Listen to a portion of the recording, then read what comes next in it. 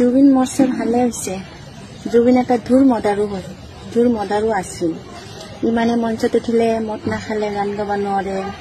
ই মানে কি কম, ই মৰছে মানে একটা অসম কিয় বন্ধ থাকিব।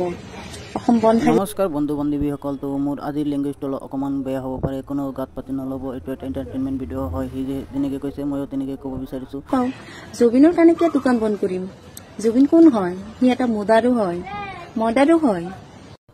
তুই কেনেকৈ গম পালি জুবিন দাই মদ খাইছে, কি খাইছে? তুই কি অঞ্চলত গৈ বিল্লাম কি কৰি থাকা নেকি? কিবা তুই বিল্লা নেকি? বিল্লা হোৱাৰ কাৰণেহে তুই গম পাইছা জুবিন দাই মদ খায়। য'ত ভিডিঅ' বনাই পিনে ভিউচৰ কাৰণত ইউটিউবত ইনষ্টাগ্ৰামত আপলোড নকৰিবি। তুই কাৰ কথা কৈছা গম পাইছা? তুই য'ত মাৰা নিকেলা মই জুবিনক চিনি নাপাওঁ। জুবিনৰ কাৰণে কিয় দোকান বন্ধ কৰিম? জুবিন কোন? তোক কি কোনোবাই কৈছে তুই জুবিন দাক চিনিব লাগে, কিবা কৰিব লাগে? তোকতো বিল্লা বুলি কৈ তই লাজ লাগি আছে। ভিউজৰ কাৰণত তুই বিল্লাগিৰি কৰি আছে ইয়াতে ইউটিউবত। জুবিন এটা ধুৰ মদাৰু আছিল। ই মানে মঞ্চত উঠিলে মদ না খালে গান গাব নোৱাৰে। ই মানে আচলতে কি আৰু ক'ম, জুবিন দাই মদাৰী আছিলে। মদ খাই পিনে তহঁতৰ লগত বিল্লাগিৰি কৰিছে। তই বিল্লা আছিলি তহঁতে, সেইকাৰণে সেই মদাৰী হয় না। তুই বিল্লা আছিলি যে, বিল্লা চালি বিল্লা। তেওঁলোকৰ ইস্তেমাবিলাক হৈ আছে, তাক তেওঁলোকে ধৰ্মসভা বুলি কয়। এখনো ইস্তেমা ধৰ্মসভাততো আমি জুবিন গাৰ্গৰ ফটো দেখা নাই। তো বন্ধু বান্ধৱীসকল চাইছেনে মামাৰ ৰাজনীতিটো কেনেকুৱা? মিয়া মুছলমানে ইস্তেমা কৰি আছে, তাতে জুবিন গায়কৰ ফটো লগাইছে না নাই সেইটো চাই আছে। কিন্তু জুবিন দাক যে মদাৰু বুলি কৈছে, সি কাৰণে কিয় অসম বন্ধ থাকিব?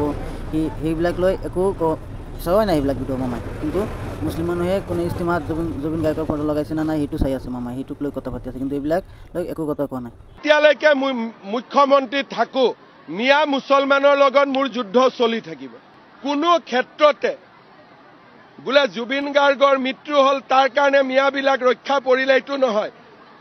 অৰ্জুন সব্যসাচী আছিলে, দুই হাতেদি খৰ মাৰিব জানিছিলে।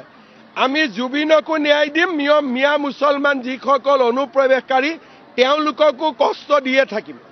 তো বন্ধু বান্ধৱীসকলতো মোৰ চেনেলটো ছাবস্ক্ৰাইব কৰি দিব, মই এনেকুৱা ভিডিঅ' লৈ আহিম।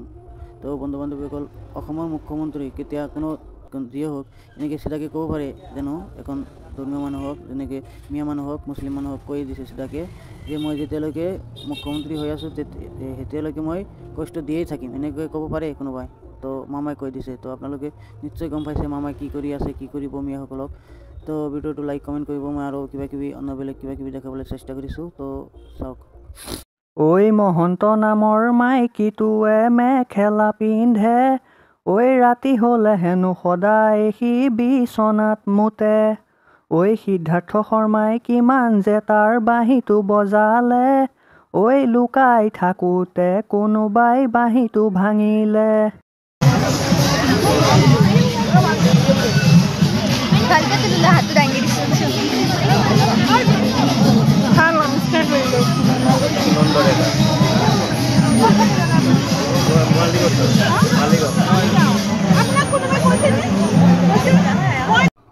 তো বন্ধু বান্ধৱীসকল, এই ৰলাৰটো চাইছেনে?